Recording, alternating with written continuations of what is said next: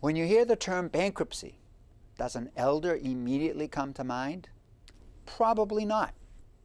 Yet older Americans represent the fastest growing segment of the U.S. population filing for the protection of the U.S. Bankruptcy Court.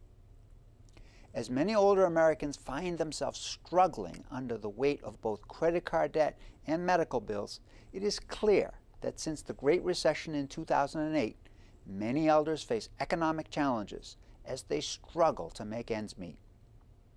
No doubt elder debt is a growing problem. Hello, my name is Attorney Ramsey Bahrawy, and welcome to Your Money, Your Life. In this segment, my guest, B. Stankard of Elder Services of the Merrimack Valley, will assist me in discussing a variety of issues such as, can elder debt be minimized and reasonably handled? Is there an increasing awareness about this elder debt problem? What are the different types of debts that challenge older Americans? What are the warning signs family members should look for, indicating that an elder is struggling with debt? Does aging erode financial acumen? Is help available for elders who are overwhelmed by their debt? B, welcome to Your Money, Your Life. It's great to have you on the program. It's great to be here. Thank you for having me. Now, at Elder Services, do you see older adults who have financial difficulties? Yes, and I'm seeing more and more of them. What kind of financial difficulties do you see? Probably the biggest one is credit card debt, and people are just overwhelmed with their credit card debt. My guess is probably because a lot of people just when everybody was buying, they were buying just like everybody else was. Different things have happened. People have thought they're going to work a lot older. That age of, I'm going to retire at 65, that's not happening. We had the recession. Right. The 2008 Great Recession you're talking about. That's the one. That people who were on that edge of 64, 65 were probably the first ones let go. We have people who have a stroke, an illness that you don't expect, and aren't able to work as long as they thought. Loss of a spouse, does that become an issue, and does that result in more debt? Oh, yes. Is it fair to say that one, in a husband and wife couple, that one usually will control the finances? Is that fair to say? It is. In many of the much older clients, the man had come home, given his paycheck to his wife, said, you take care of this, then something happens to her, and he truly has no idea. So you mentioned that credit card, charge card debt is what you see most often. How many cards do they have? I've seen 10. 10, wow. I've seen somebody with just one that they can't handle. I would say probably the average that I see is 3 or 4. And what sort of, if you don't mind my asking, what sort of limits do you see on these cards? High in my estimation, you'll see a limit of $5,000, $10,000. And if you miss one payment, your interest rate goes up. Yeah, well, not only does the interest rate go up, but then you have fees that kick in as well. And those fees... Over the limit fees and non-payment fees and late fees, and it just, I mean, you know, the debt goes through the ceiling. So it's just, it absolutely snowballs. So how do you counsel them? I mean, how do you help them with regards to managing this charge card debt that obviously they're having a hard time paying? There's a couple of ways. The first one is, obviously, you're going to sit down and you're going to work with them. How much money do you have coming in? How can you pay these off? Unfortunately, I don't have the ability to call that credit card company and say, can you lower the interest rate for this person? I can call with the elder, and sometimes they'll do it. Sometimes, amazingly enough, they'll say, we won't lower the interest rate until somebody misses 2 or 3 payments. There are nonprofit agencies, but take one payment from the client and then divvy it out to the various credit cards. You have to be sort of careful with that, because the IRS consider the portion that's forgiveness of debt as taxable, as income. Taxable income. Yeah, so people have to be aware of that. So it may look really good if, I'll use a hypothetical, you have a $10,000 limit and you have, let's say, $11,000 debt, and the creditor says, listen, you give us one payment of $5,000 and we're going to call it even. Well, you know what? The IRS is going to say that's $6,000 is taxable income. Exactly. Do you find that, other than credit card debt, do you find that elders run into issues with regards to straightforward mortgages? You know, I think everyone knows that we had a real frenzy in terms of refinancing from 2002 to 2007. We had a 5-year window. I mean, you know, it seems like everyone and their brother was trying to refinance. Did elders fall into that? Oh, yes. And what happens is a lot of them fell into the adjustable rate mortgages. Now they can't afford it because, again, they were assuming they were going to be able to work for a much longer period of time. And, you know, some precipitating event happened and they can't. But what they didn't stop to think about is if you take that, and you know this, but if you take that 15-year mortgage, you've paid off 7 years, you've paid a lot towards that interest. Right. Now they refinance for another 15 years, you've got all that interest that you have to, the clock starts over on the interest. It does. And this, in a lot of cases, wasn't explained. And the payments, while they were lower than the original one, they're for a longer period of time. Yeah, I mean, I know that a lot of people viewed their homes in that period, viewed their homes as an ATM, basically. I personally know of a couple who were refinancing their home on an annual basis, and the rates kept falling. And you know, the rates would fall at least 1%. They would refinance again and again and again and again. Unfortunately, as we sit here today, because the market corrected, the value of their home fell. They're sitting with a mortgage that exceeds now the value of their home. They're underwater. They're underwater, and that's happening more and more. And the idea that, well, I can sell my house and move into an apartment was a great idea prior to the meltdown. As long as you had equity, yeah. But now, you can't sell the house. Yeah, it's a very slow market. If you can sell it, you're probably not selling it for the amount of that mortgage. And the person is now, they're stuck. They don't have any place to go. Speaking of mortgages, there's another type of mortgage, and that's the reverse mortgage. And that's the mortgage that's specifically for people who are 62 and up, and you don't have to worry about making a monthly payment because there is no monthly payment. The whole situation works in reverse. However, the interest rate accrues over time. Have you found that older adults run into problems with reverse mortgages, and if so, what kind of problems? There's a lot of problems with the reverse mortgage. The first one is, if you're 62, you could live another 30 years. The idea of the reverse mortgage was the true idea when they started them was to allow that person who bought their house maybe 35, 40 years ago for $45,000. That house may have been worth, say, $450,000, and they couldn't afford to pay the taxes. They couldn't afford to stay there. Well, now if they could take some of that equity, use that equity to pay the taxes, use that equity to insure a house that's 100 times more than they thought it was ever going to be worth, and use it for maintenance, which, by the way, the reverse mortgage people insist that you do.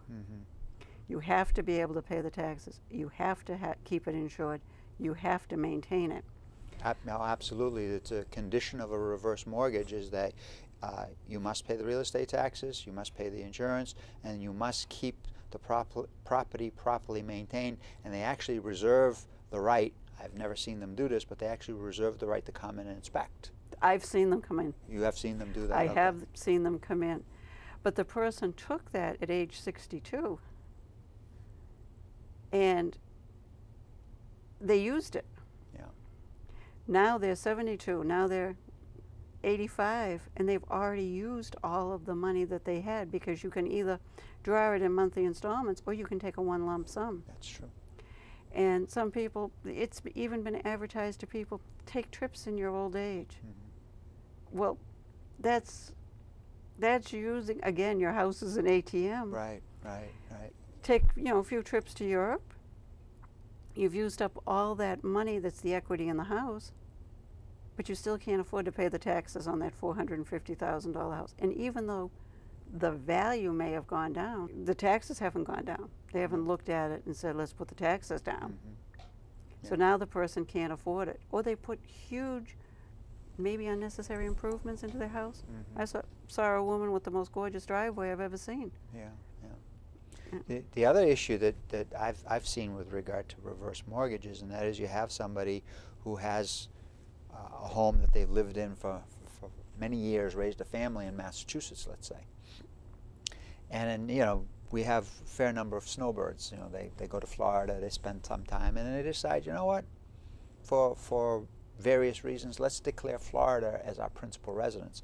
Well, the reverse mortgage requires that the property against which you're taking the loan be your principal residence. So when you declare residence in Florida, you're technically in violation of that mortgage, which means technically it's due and payable.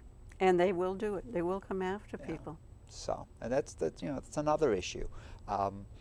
I think a reverse mortgage, if it's the only alternative and somebody has a serious financial problem, it can work. I'll tell you that in the instances where I have recommended reverse mortgages, it was usually situations where there was somebody who was diagnosed with a medical condition where they didn't have that much longer to live. And I'm thinking to myself, okay, so if they do this reverse mortgage and they pull out, and we've been using the number 100,000, so I'll stay with that. They pull out 100,000 and they only got 3 years to live. But if what's the big deal? The big deal is they could be wrong. They could live another 10 years. Well, you have to rely on the information the medical community gives you, right? But that's the problem. People say, well, I'll probably be gone in 3 years anyway, so I might as well enjoy myself. Well, at 62, you really can't say that unless you've been diagnosed with some very serious condition, And they do. But I hear what you're saying.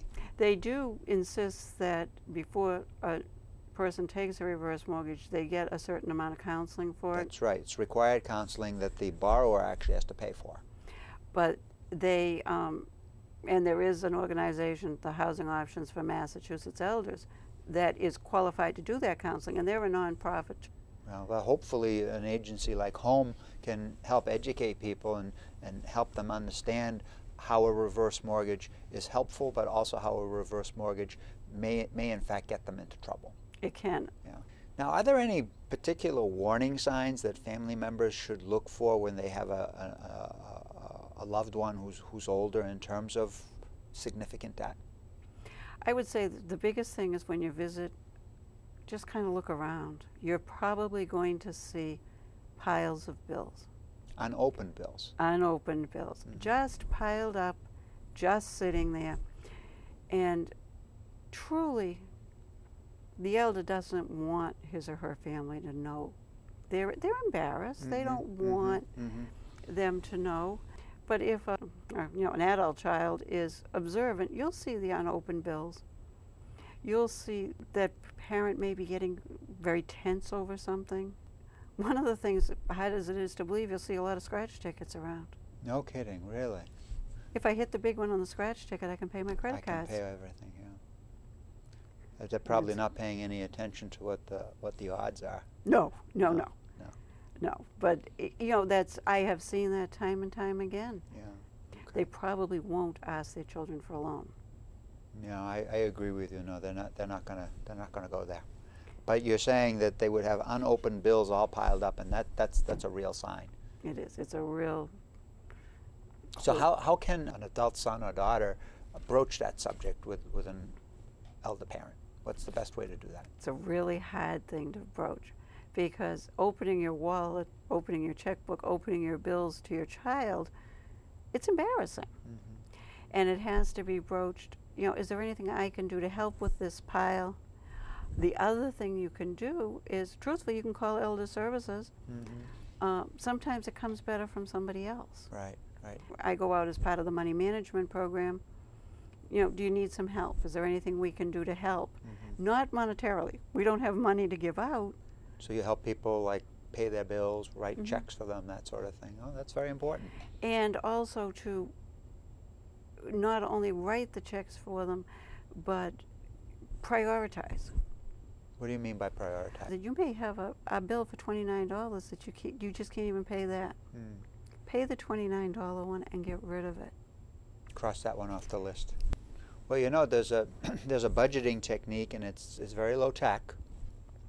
And if the person follows it, it can actually work really well. And it's what it's basically a group of envelopes. You take the envelopes and you write on there rent or mortgage. You write on there utilities, or you can put on there telephone, gas, electric. I mean, you kind of detail, and then you take you take the cash that you think it's going to take, and you put it in that envelope. And you know what? When all the envelopes are empty, you're done. You're done. No more spending. And I suggest now, that. It takes discipline to follow that. I suggest that because it's really easy to go to that ATM, that magic money machine, and get the money out. But I take it one step further, and I learned this from a woman that I work with. Not only do you have an envelope for all your bills, but you have an envelope that you put all your receipts when you spend money into it.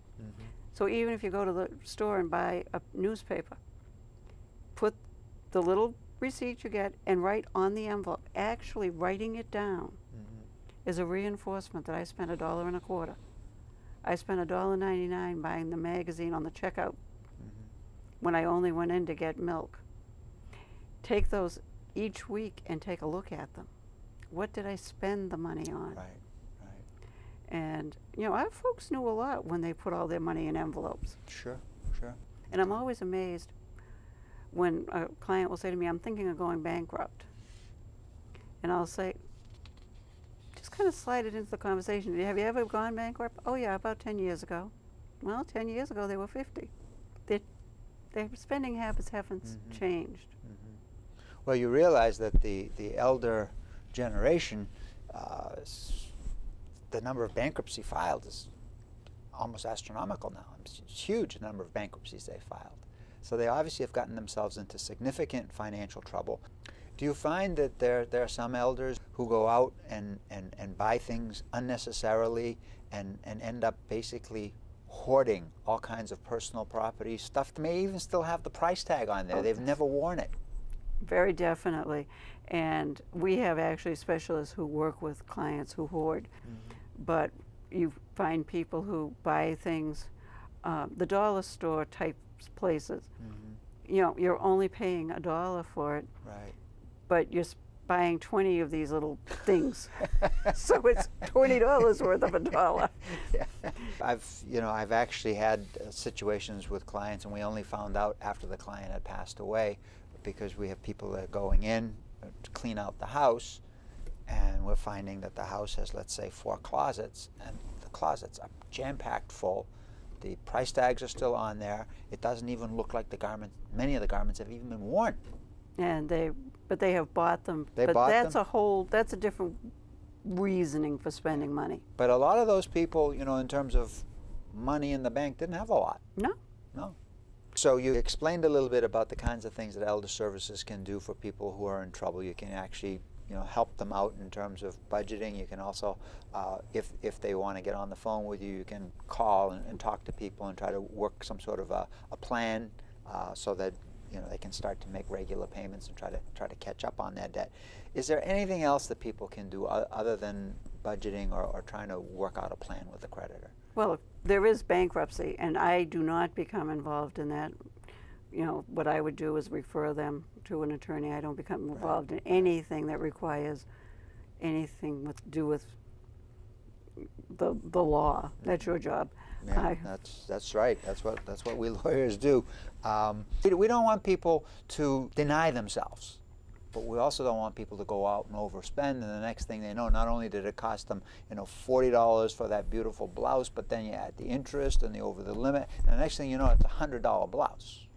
You can explain that, and I will always say, I'm not judging you, but did you see how much you did spend last week? Let's add it up. And I had one woman who was very, very angry about doing that. And finally she told me, she said, you're not helping me at all. And I recently did a program, and she was in the audience, and I was like, uh-oh. And when it came time to question, she put up her hand and she said, I hope all you people listen to her, because she knows what she's talking about. Oh, nice. That's very nice, yeah. But people have the right to spend money what I might consider foolish, you might consider foolish. Right.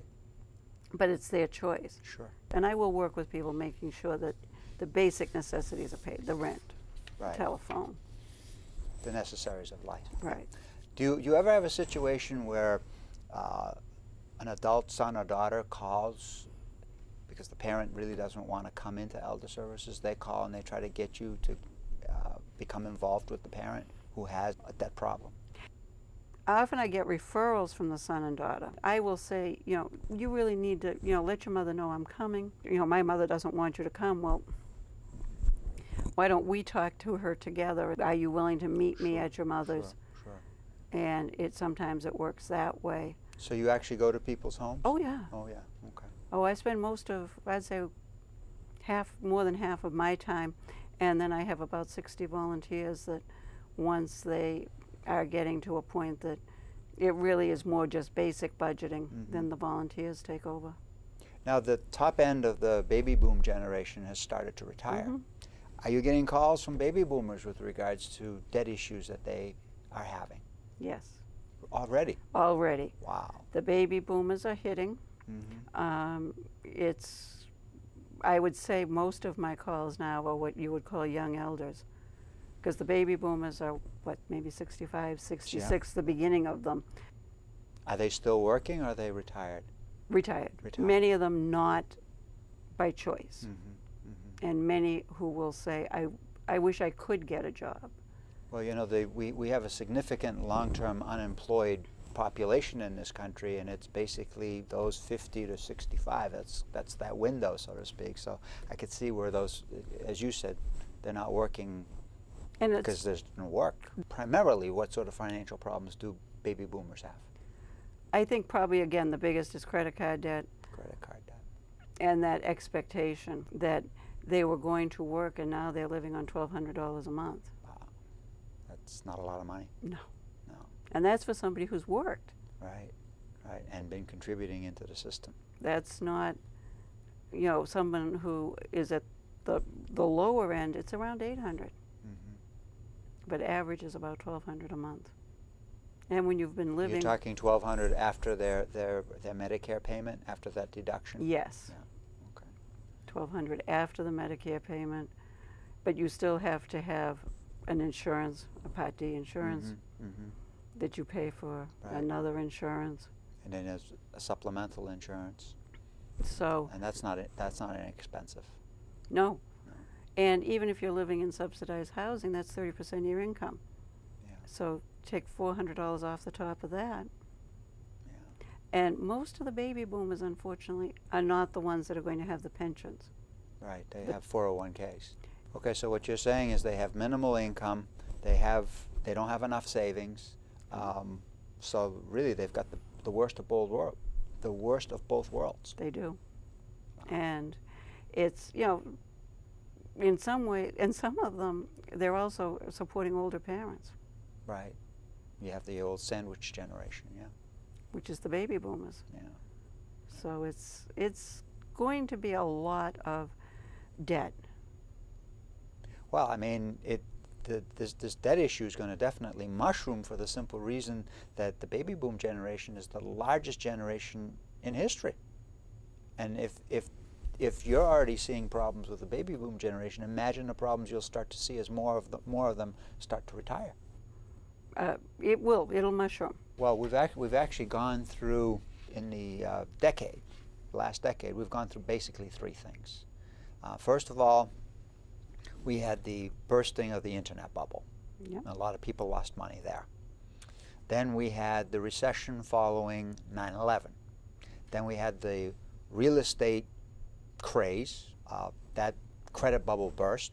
A lot of people lost money there, lost their homes in some cases.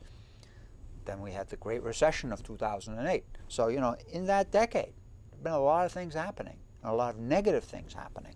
Yeah, there's no question that houses can be sold. There's no question if you were careful in terms of saving and you put money away, whether into an IRA or a 401k or 403b, as you mentioned, or if it's just in your own private account. What income can you actually develop from those funds today? Interest rates with banks are very low. Money market funds are even lower. Bonds are a very risky place to get into today.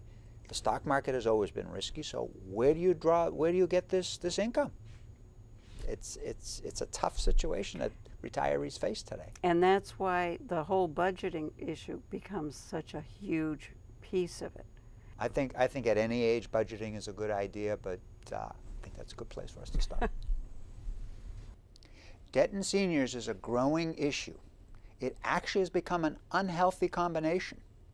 The picture of elder life isn't always pretty. For some, the golden years feel more like tarnished years. One of the most prized goals in life is the ability to age with dignity while having one's needs reasonably met by social programs like Medicare and Social Security combined with private savings. However, facts reveal that older Americans find themselves struggling under the weight of both credit card debt and medical bills. As a result, many increasingly resort to bankruptcy. A 2010 University of Michigan Law School study called The Rise in Elder Bankruptcy Filings found that those 65 and older are the fastest growing segment of the U.S. population seeking bankruptcy protection. For many older Americans, there is now an alarming gap between their needs and their resources. The high cost of health care is especially daunting for many older adults. Even older adults who are reasonably well situated are now beginning to feel the pinch. Older Americans face a challenging and uncertain future. In the face of rising expenses, many retirees' incomes have at best a modest cost of living adjustment, or COLA. This modest COLA, of course, results in spending down a greater proportion of the principal in retirement savings. Also, it's important to consider if future changes to Social Security and Medicare will aggravate this already vulnerable financial situation. And if this isn't enough, older adults are also challenged by circumstances such as illness, loss of a spouse, downsizing, and/or need for help with daily tasks. It is important to understand that this situation does not only affect lower-income older Americans. Consider the enormous cost of long-term care with its potential to erode and even wipe out life savings, which often hits middle-class elders especially hard. The wealthiest elders are able to afford private care, and those who are poor or have low incomes have recourse to Medicaid-sponsored long-term care. But for the middle-class elders, ineligible for long-term care through Medicaid precisely because they've not done any asset protection planning, there is no social safety net to help offset the staggering cost of long-term care. This already significant problem is likely to mushroom over the next decade as aging baby boomers, who represent the largest generation in American history, struggle to meet their material needs. The truth is, as we grow older, our ability to make sound financial decisions degrades. But with education and preparation, we can maintain healthy finances well into old age. For in the words of Ben Franklin, an investment in knowledge always pays the best interest. In closing, I would like to thank my guest, Bea Stankert of Elder Services of the Merrimack Valley, for her participation in this program. And as always, thank you to you, our viewers, for watching Your Money, Your Life. My name is Attorney Ramsey Bahrawy, Building Your Trust.